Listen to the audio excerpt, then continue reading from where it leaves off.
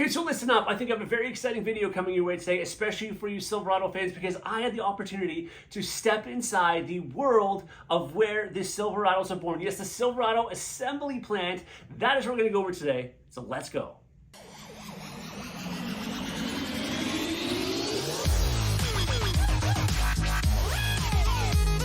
All right, so yes, as mentioned off the top, this was an exciting day for me because, of course, I love the Chevy Silverado trucks. I love the GM trucks, and it was just so cool to be in the birthplace of where these trucks come from. Now, the plant, the assembly plant that I actually had the opportunity to go to, fortunately because I'm Canadian, was the Oshawa assembly plant. Now, this plant has taken many different faces over the years, of course, but currently what they are building in that plant is unlike any other plant in North America in the fact that they're building both heavy duty and light duty trucks. So yes, they're building the Silverado heavy duty trucks as well as the Silverado light duty trucks. Now, of course, not Colorado Canyon, those are built in Wentzville.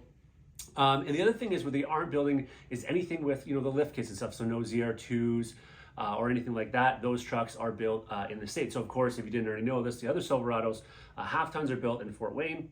And of course, HDs are built in Flint, Michigan, where they're doing both GMC and Chevrolet there. So this is the only plant that actually does on the same line, and you actually saw them coming one after another. It could be two HDs, and it could have been half ton after that.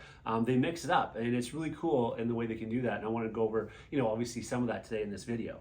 Now, the crazy part about this assembly plant is it covers 9 million square feet and has 160 acres of buildings.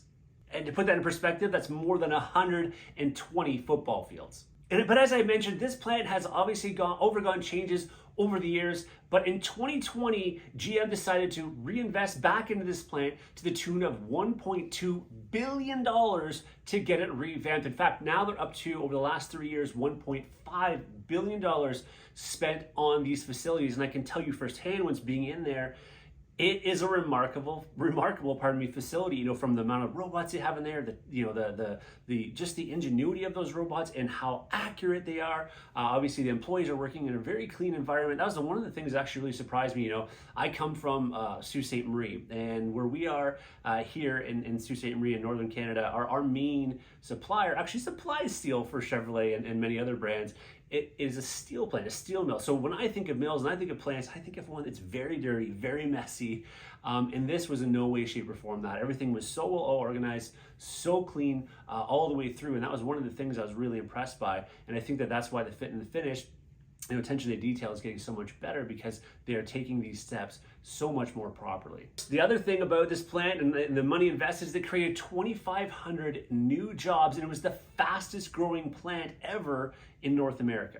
And then, of course, in addition to the $1.5 billion in terms of upgrades to the facility itself, it also introduced 2,500 new jobs, which of course is a great influx in that community. And not only that, but this was one of the fastest GM plants to come to fruition, to come to production in GM history. And then most recently in June of 2023, so we're sitting here at the end of August right now, in June of 2023, they invested another $230 million into the next generation of GM trucks, ones of course I'm really excited to bring to you when we come to that point.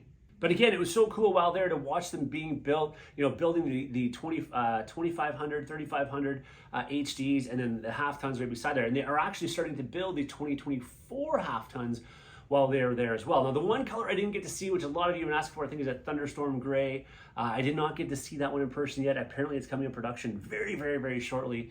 Just didn't happen to be there. Of course, you saw the sterling gray metallic. And a couple cool things I want to show you here as we get into the video. But, I did focus on two areas of the plant. There are two areas of the plant specifically that I got to tour. All right, but here's the deal. Really quickly, I want to tell you about a phone case that literally saved my phone and all these videos that I do for you. It's a company called Rockform. I was actually using this one right here. This is called the Eagle 3. It fits many different phones, but of course, this is the iPhone 14 Pro Max.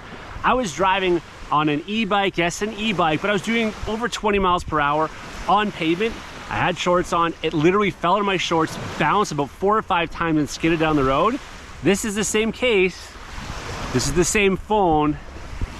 Thank goodness. Everything is safe and sound. They even make the screens, of course, for the front of them as well. But you gotta check them out. If you want 25% off some of their products, because they make tons of foam cases, phone mounts, and so on, you go to rockform.com. The link is in the description below, and you use the code General Motors Jeff.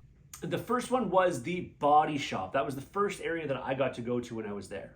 So this brand new body shop was installed in 6 months, occupying 13 acres and more than 1,000 robots, such as welding and joining sealers and adhesives. In fact, actually, if we just take a pause here, I can show you a video of them actually putting a hood together, which I thought was really cool.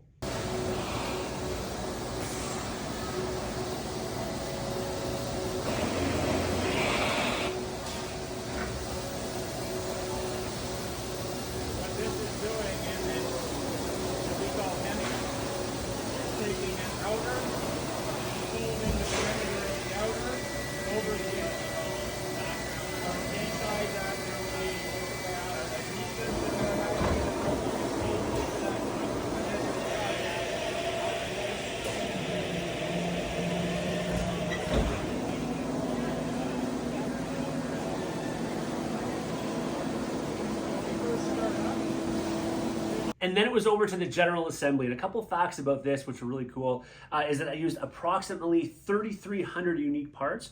And it's the only full-size truck plant to marry cab and box frame with robotic automation. In fact, actually, let's take a pause here. And I want to show you, and maybe you can turn the volume up for this, but it's going to show you the front and back of an HD cab being married together. Okay, so we have a truck frame and powertrain locked into position, dimensionally stabilized.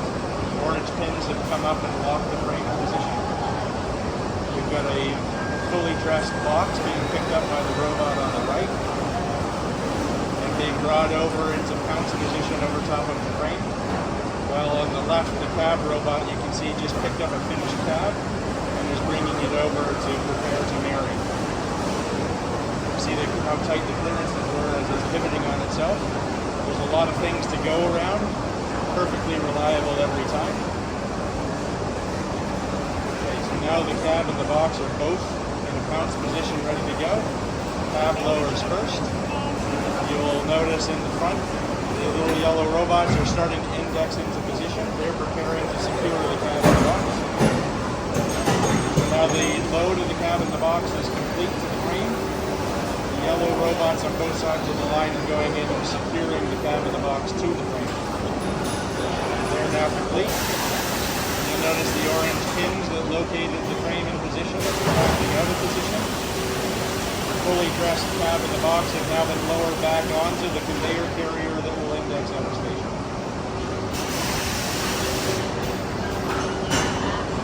One other thing I got to do at the end of the line as well is I got to go in a 3,500 Silverado that actually got to do the 70-mile-per-hour test. So check out this video as well, because I think it's kind of cool and unique what they do here. Not unique, but cool. I got the fact that I got to be in this one for its first real test. No. Is that what we're hearing? What's that? Doesn't want to Those cooling seats are... These cooling seats are lovely. Yes.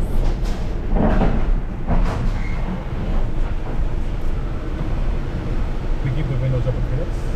You can. It'll be loud. Do you want me to roll them up? So it's on a Yeah. jacket, 70, Super fast. straight, and seat belts off. It'll tell us It'll when. tell us? Okay. Yeah.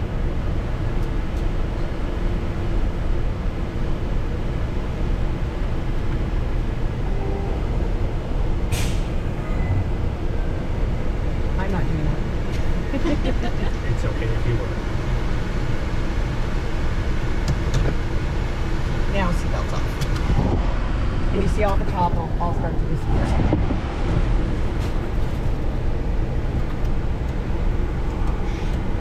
Why are you not calling Mitchell?